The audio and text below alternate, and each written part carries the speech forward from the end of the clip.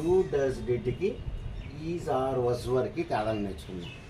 Do does did ఎప్పుడు వాడతారు, is ఆరు వజు వరులు ఇవన్నీ కూడా మనం ఎప్పుడు వాడతాము అనేది మనం నేర్చుకుంటాం. ఇది బేసిక్ ఇంగ్లీష్ క్లాస్కేనండి. అస్సలు ఇంగ్లీష్ గ్రామర్ మీద టచ్ లేని వాడు మాత్రమే ఇది చూసుకోవచ్చు. మిగతా వాళ్ళందరూ కూడా దీన్ని చూడటం ఆపేయచ్చు. అది ఇది ఎవరికంటే జస్ట్ బేసిక్స్ లెవెల్లో చెప్తున్నాను నేను.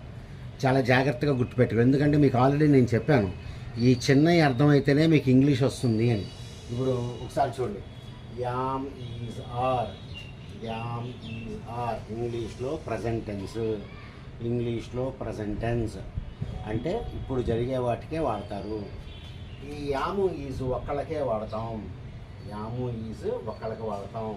ఇది మనకి కనీసం ఇద్దరు ఉండాలి. ఏ టెన్స్లో? ప్రజెంట్ టెన్స్లో, అంటే ఇప్పుడు జరిగేటప్పుడు. అలాగే ఇట్లండి, వజ్జు వర్రు పాస్ట్ టెన్స్, ఇది ఒక్కళ్ళకి వాడతాను, ఇందులో కనీసం మనకి ఇద్దరు ఉండాలి, అది లెక్క. కాబట్టి ప్రజెంట్ టెన్స్ వర్బులేమో am is are, past tense వర్బులేమో వజ్జు వర్. యాము ఈజు ఒకళ్ళకి వాడతాను, ఆరేమో ఎక్కువ మందికి వాడతా ఏ టెన్స్లో? ప్రజెంట్ టెన్స్లో. వజ్ అనేది ఒకళ్ళకి వాడతాను, వర్ అనేది ఇద్దరికి వాడతా, ఇద్దరు కానీ అంతకంటే ఎక్కువ కానీ. ఇది మనకి పాస్ట్ టెన్స్. ఈ తేడా మీరు గుర్తుపెట్టుకోవాలి. ఆరు వచ్చింది అంటే మనకు కనీసం ఆరు కానీ వర్ కానీ వచ్చిందంటే మనకు కనీసం ఇద్దరు ఉండాల్సిందే. అక్కడ ఇద్దరు లేకుండా మనం చెప్పలేం. చూడండి, దే ఆర్ మై ఫ్రెండ్స్, వాళ్ళు మా friends. We are going to school, మేము స్కూల్కి వెళ్తున్నాము అండి. వీఆర్ క్లాస్మేట్స్, మేము క్లాస్మేట్. ఆరు వచ్చింది అంటే పక్కన ఇద్దరు ఉండాల్సిందే. అలాగే చూడండి, యాము ఈజ్కి పాస్ట్ టెన్స్ వజ్, ఆర్కి పాస్ట్ టెన్స్ ఏంటయ్యా అంటే వర్. ఇట్లా కనుక మీరు యామ్ ఈజ్ ఆర్ చెప్పారనుకోండి, అది ఇప్పుడు జరుగుతుంది అని. ఇప్పుడు చూడండి, హీ ఈజ్ ఏ డాక్టర్, అతను ఇప్పుడు ఒక డాక్టర్ అని. హీ వాజ్ ఏ డాక్టర్ ఏమంటే ఈజ్ని వస్ కింద మార్చేస్తే పాస్ట్ టెన్స్లోకి మారిపోయింది. అతను ఇంతకు ముందు డాక్టర్ అని. వీఆర్ స్టూడెంట్స్, మేము ఇప్పుడు స్టూడెంట్స్. వీవర్ స్టూడెంట్స్, మేము ఇంతకు ముందు స్టూడెంట్స్. రైట్. ఇక్కడ మీరు దీనికి మీరు తేడాలు గుర్తుపెట్టుకునేటప్పుడు మీరు ఏం గుర్తుపెట్టుకోవాలంటే ఒక విషయం గుర్తుపెట్టుకోవాలి. చూడండి, యామ్ ఈజ్ ఆర్ వజ్వరుని ఇంగ్లీష్లో మనం ఏమంటాం అంటే స్టేట్ వెర్బ్స్ అని చెప్పి అంటారు. స్టేట్ వెర్బ్స్ అంటే జస్ట్ ఉండటం గురించే మాట్లాడతాయి. మీకు నేను ఎక్స్ప్లెయిన్ చేస్తాను. చూడండి, హీ ఈజ్ ఏ టీచర్, అతను ఒక టీచరు అని. ఇక్కడ ఏం పని చేయట్లేదు ఆయన ఏం పని చేయట్లే, జస్ట్ ఒక టీచరు అంతే. అంటే టీచర్ అయి ఉండడం అనమాట. ఒక టీచర్గా ఉన్నాడు అని చెప్తాం. అలాగే చూడండి, దే ఆర్ స్టూడెంట్స్ అని రాస్తాం. వాళ్ళు స్టూడెంట్స్ అంతే. పనేమీ లేదు. ఇలా పని లేకుండా ఉండేటువంటి వెర్బులను మనం ఇంగ్లీష్లో స్టేట్ వెర్బ్స్ అని చెప్పి అంటాం. అంటే ఉండటం గురించే మాట్లాడతాయి. మీరు బాగా గుర్తుపెట్టుకోండి. కాబట్టి ఏమి నేర్చుకున్నాం మనం? Am is are present tense, was were ఏమో పాస్ట్ టెన్స్. యాము ఈజు ఒకళ్ళకి ఆర్ ఎక్కువ మందికి, వజ్ ఒకళ్ళకి వర్ర ఎక్కువ మందికి. ఇది మనకి తేడా. కాబట్టి వీటిలో మనకి పనులు ఉండవు. ఒకటి గురించి చెప్పేటప్పుడు షీఈజ్ ఎ నర్స్ అని చెప్పాను అనుకోండి, ఆమె ఒక నర్సు అన్నాం అంతే. ఈ సెంటెన్స్లో మనకి పనులు ఏమీ ఉండవు. వీటిలో మనకి పనులు ఉండవు. ఇప్పుడు చూడండి, do does it, do present tense, do present, does present tense,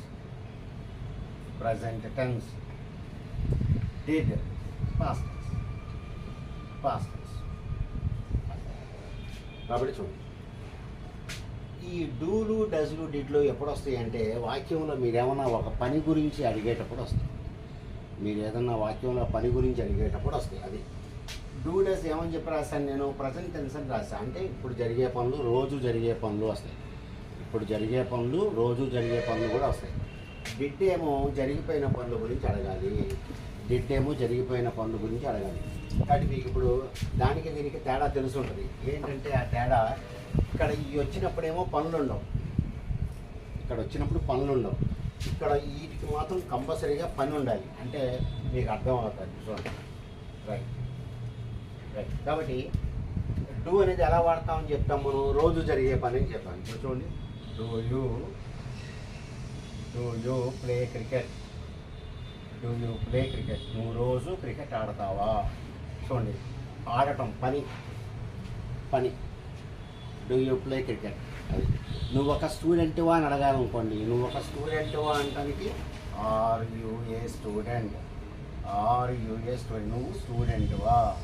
ఇందులో మనకి పని లేదనమాట, నువ్వు ఒక స్టూడెంట్వా అని చెప్పి అడిగాను అంతే.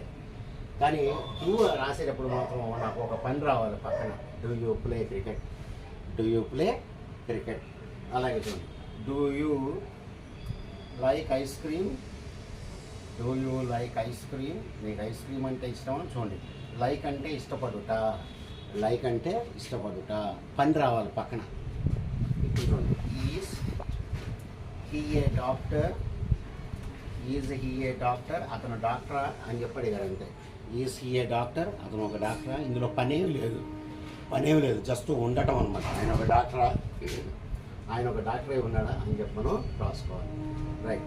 మరి ఈ కేసెస్లో మనకి డజ్ ఎప్పుడు వస్తుంది? డజ్ వచ్చింది అంటే పక్కన మనకి హీ షీట్లు ఉండాలి, అదొకటే గుర్తుపెట్టుకోండి. డజ్ వస్తే మనకి పని ఉండాలి, పక్కన హీ షీట్ ఉండాలి. ఇప్పుడు డస్ హీ ప్లే క్రికెట్ అనాలి, డస్ హీ ప్లే క్రికెట్ అని చెప్పండి. ఎందుకంటే మనకి హీ వచ్చింది, హీ కానీ షీ కానీ ఇట్ కానీ ఈ మూడిట్లో ఏదొచ్చినా సరే మీకు డజ్ రావాలి. డస్ హీ ప్లే క్రికెట్, ఆయన క్రికెట్ ఆడతాడా. ఇది రోజు జరిగే పని అంటే వాడు ఏం చేశాడు, డూకి వేరే చెప్పాడు, డస్కి వేరే చెప్పాడు. హీ షీట్ కాకుండా ఏం వచ్చినా సరే మీరు డూ అని రాసుకోవాలి. అది డస్ హీ షీట్లో కాకుండా ఏం వచ్చినా సరే మీరు డూ అని చెప్పి రాసుకోవాలి ఇక్కడ సెంటెన్స్లో. ఓకే, ఇంకా చూస్తే మీకు అర్థమవుతుంది. రైట్. కాబట్టి డూ అన్నా డస్ అన్నా రోజు జరిగే పనులు. ఇప్పుడు చూడండి, డస్ హీ ఈట్ చికెన్ అని రాశాను. Does he eat chicken. మీరు ఫస్ట్ ఏం అర్థం చేసుకోవాలి, రోజు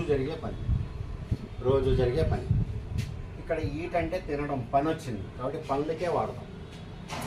ఇక్కడ మనకి హీ వచ్చింది, ఈ మూడు మనం చూసుకోవాలి. డస్ ఏమో రోజు జరిగే పని, ఒకటేమో రోజు జరుగుద్ది, రెండోదేమో పని ఉండాలి, మూడోదేమో హీ షీట్లు ఉండాలి. ఈ మూడిటి కాంబినేషన్లోనే మనం వాడతాం, అంతేగాని ఇష్టం వచ్చినట్టు వాడకూడదు. కాబట్టి డస్తో మీరు అడగాలి అంటే రోజు జరిగే పని ఉండాలి, ఆ సెంటెన్స్లో ఒక పని జరుగుతూ ఉండాలి. ఇప్పుడు చూడండి, డస్ ఈట్ చికెన్ అంటే ఆయన రోజు తింటాడా అని, అదొకటి. ఈట్ అనేది వర్బ్, పని, ఒక పని ఉందన్నమాట, అదొకటి. తర్వాత మనకు పక్కన ఎవరు రావాలి, హీ షీట్లు రావాలి. ఈ షీట్లు మనకి ఈ విధంగా మనం వాడతాం. డూ కూడా అంతే. చూడండి, డూ యూ ఈట్ చికెన్, మరి సేమ్ అదే రాసా. డూ యూ ఈట్ చికెన్, ఇక్కడేమైందో చూడండి, డూ రాసా అంటే రోజు జరిగే పని. ఈట్ పని, ఒక పని ఉండాలి. యామ్ ఈసారికి పని ఉండక్కర్లా. So do you eat chicken, ఇక్కడ ఏం జరిగింది, రోజు జరిగే పనిలోనే పని ఉంది. ఈట్ అనేది తినటం, ఇది ఒక పని. మూడోది ఈ పక్కన డూ పక్కన హీ షీట్ కాకుండా ఏమన్నా రావచ్చు. డూ పక్కన మనకి హీ షీట్ కాకుండా ఏమైనా సరే మనకి ఇక్కడ రావచ్చు అన్నమాట. ఈ విధంగా మనం దీన్ని వాడుతూ ఉంటాం.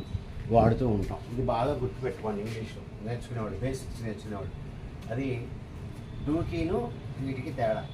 ఇప్పుడు చూడండి, రైట్. వాజ్ హీ టైర్డ్, ఆయన అలసిపోయాడా అని రాస్తున్నారు. ఇందులో పని ఏం లేదు, అలసిపోయి ఉన్నాడా అని.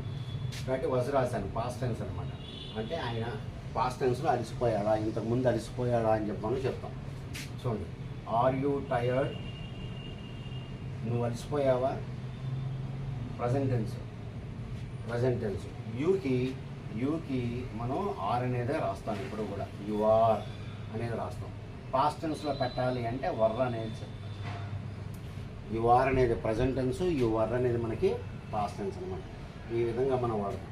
కాబట్టి చూడండి, వీటికి పనులు లేవు, వాళ్ళు ఏం పని చేయట్లే. అలసిపోయావా, ఉన్నావా, నువ్వు టీచర్వా, ఎక్కడున్నావు, ఇలా వాటికే వాడతాం. కానీ వీటిని మనం పనులకు వాడటానికి లేదు, పనులకు వాడటానికి లేదు. ఇప్పుడు చూడండి, వర్ యూ బిజీ, చూడండి ఏం వాడాను నేను, వర్ అనేది వాడా. వర్ అనేది పాస్ట్ టెన్స్, అంటే నువ్వు బిజీగా ఉన్నావా అని, కాబట్టి వీటిలో మనకి పనులు లేవు. పనులు లేనప్పుడు మీరు యామ్, ఈజ్, ఆర్, వజ్, వర్ వాడుకోవాలి. పనులు ఉంటే మళ్ళీ ఇప్పుడు చూడండి, నువ్వు ఎక్కడికి వెళ్ళావు అని అడగాలనుకోండి, ఎమ్మటే మీకు డూ, డస్, డిడ్ గుర్తుకు రావాలి. నువ్వు నిన్న ఎక్కడికి వెళ్ళావు అని చెప్పి అడగాలనుకోండి. చూద్దాం, నువ్వు నిన్న ఎక్కడికి వెళ్ళావు, జరిగిపోయింది కదండి, జరిగిపోయింది కాబట్టి ఏం రాయాలి, డిడ్ రాయాలి. డిడ్ ఎక్కడికి కదా, వేర్. సో వేర్ జరిగిపోయింది కదా, క్వశ్చన్ రావాలి. Where did you go yesterday, నువ్వు నిన్న ఎక్కడికి వెళ్ళావు. ఇది ఒకసారి చూద్దాం. ఇక్కడ మనకి డిడ్ వచ్చింది. డిడ్ అంటే పాస్ట్ టెన్స్ అని చెప్పుకున్నాం, అంటే జరిగిపోయిన పని. కాబట్టి వేర్ డిడ్ యూ గో అంటే వెళ్ళుట, పని. కాబట్టి డూ, డస్, డిడ్లో వచ్చేటప్పుడు మనం ఎప్పుడు కూడా పనులు వాడాలి పక్కన. యామ్, ఈజ్, ఆర్, వజ్ వరకు అక్కర్లేదు, మనం అక్కర్లేదు. అలాగే చూడండి, రైట్. నువ్వు ఫీజు కట్టావా అని అడగాలి. నువ్వు ఫీజు కట్టావా, అయిపోయింది పని. కట్టడం అనేది పేరు, పని. Right. So did you pay the bill కట్టావా, ఫీజు కట్టావా, did you pay the bill. కాబట్టి డిడ్ ఎప్పుడు కూడా మనం జరిగిపోయిన దానికే వాడాలి. ఇది యామ్, ఈజ్, ఆర్, వజ్, వర్లకు ఉండే ఎటువంటి తేడా. ఈ చిన్న తేడాని మీరు కనుక గమనిస్తే మీ ఇంగ్లీష్ కొద్దిగా ఒక దారిలో పడుద్ది అని చెప్పి నా నమ్మకం. మీకు ఈ వీడియో నచ్చితే లైక్, షేర్ అండ్ సబ్స్క్రైబ్ చేసుకోండి. Good day to you all.